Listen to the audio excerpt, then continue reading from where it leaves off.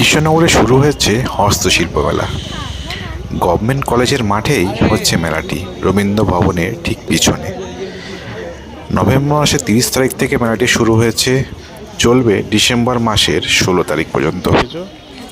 বিভিন্ন জেলা থেকে বিভিন্ন হস্তশিল্পীরা এসে কিন্তু এখানে মেলায় স্টল দিয়েছেন এবং বিভিন্ন জেলার নামে আর জেলার যে প্রধান নদী রয়েছে সেই নদীর নামে কিন্তু এখানে জেলার যে স্টলগুলো রয়েছে সেই স্টলগুলো এখানে দেওয়া হয়েছে। বিভিন্ন ধরনের জিনিস কিন্তু এখানে পাওয়া যাচ্ছে এবং প্রতিটাই হাতের তৈরি।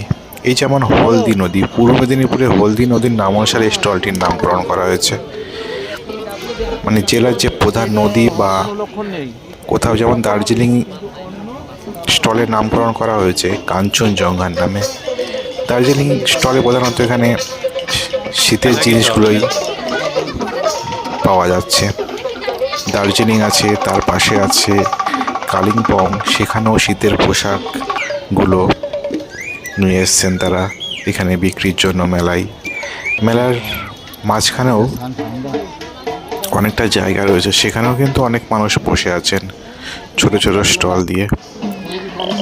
এখানে যেরকম এই সুন্দর সুন্দর ব্যাগগুলো বিক্রি হচ্ছে, ব্যাগগুলো ছোট ব্যাগ আছে 100 টাকা, বড় ব্যাগ 300 টাকা, 400 টাকারও ব্যাগ রয়েছে।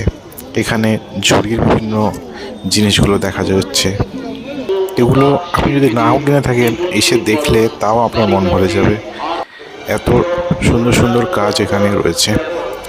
এই অজয় নদীর নামে নামকরণ করা হয়েছে পূর্ব বর্ধমানের স্টলটি। মুর্শিদাবাদের স্টলটি রয়েছে ভাগীরথীর নামে। আর শুধু যে এখানে হস্তশিল্পের স্টল রয়েছে তা নয়, এখানে যে মেলায় ঘুরে তো একটু খাওয়া দাওয়া করতে হবে, সেই জন্য রয়েছে মেলার এক সাইডে ফুড জোন।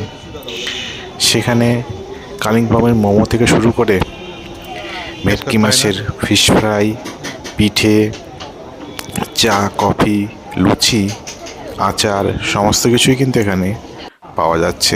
আর এখানে বসে খাওয়ারও ব্যবস্থা রয়েছে। সামনেই স্টলের সামনের দিকটাই এখানে চেয়ার টেবিল রাখা রয়েছে, সেখানে বসে কিন্তু খাওয়া দাওয়া করা যায়।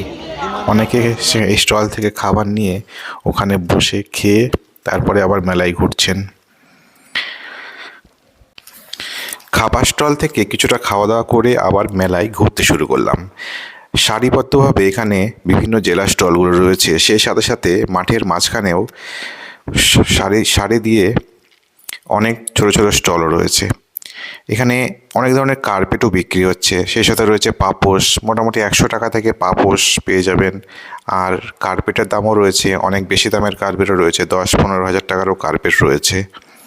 আর এই সমস্ত স্টলগুলোতে অনেক পোশাক আশাক আছে, যেমন সেরকম জেলায় যে সমস্ত জিনিসের জন্য বিখ্যাত সেগুলোও আছে এই স্টলগুলোতে।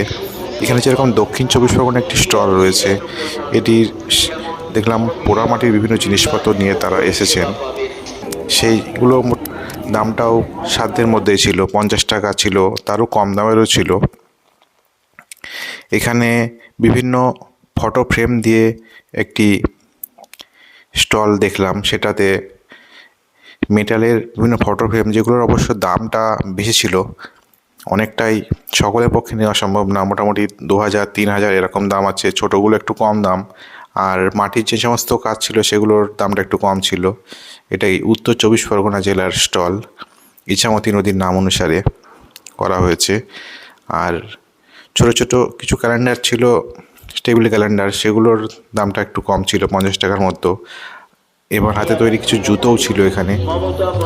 আর সামনে যে মাঠের মধ্যে এখানে ছোটো একটি স্টল, এই যে মাটির যে প্রতিমাগুলো দেখা যাচ্ছে, রাধাকৃষ্ণের একটি প্রতিমার দাম জিজ্ঞেস করেছিলাম, যেটার দাম বলেছিল 350 টাকা। সেটি বেশ সুন্দর লাগছিল দেখতে।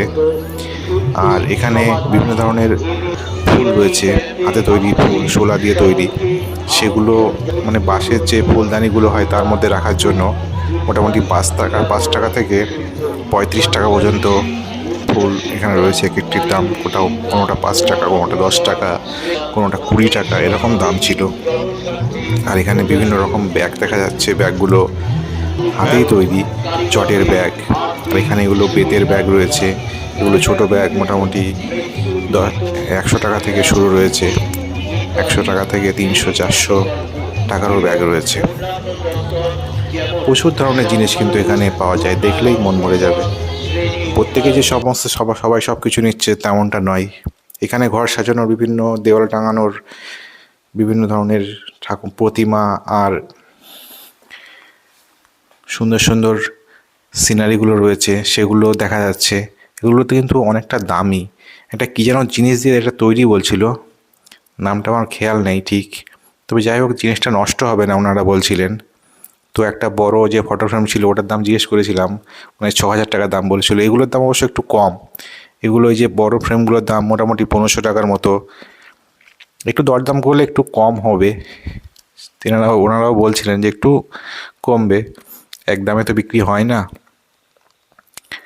তো এরকম বিভিন্ন স্টলে বিভিন্ন রয়েছে, বিভিন্ন ধরনের তাদের সামগ্রী রয়েছে। এখানে দেখা যাচ্ছে কাঠ দিয়ে তৈরি এগুলো। সামনে এখানে বিভিন্ন নাম লেখা যাচ্ছে, সেরকম চাবি রিংয়ের ওপর নাম ওনারা লিখে দেবেন সাথে সাথে। এখানে ছোট ছোট পুতুল রয়েছে, টেবিল ল্যাম্প রয়েছে, খুবই সুন্দর লাগছিল দেখতে। আর ভিতরটায়, মেলার ভিতরটাই পুরো বিভিন্ন ধরনের চেয়ার টেবিল দিয়ে সাজানো। সকলে এখানে খোলা জায়গায় বসে আছেন। এখন শীতকাল, বৃষ্টির কোনো সেরকম সম্ভাবনা নেই।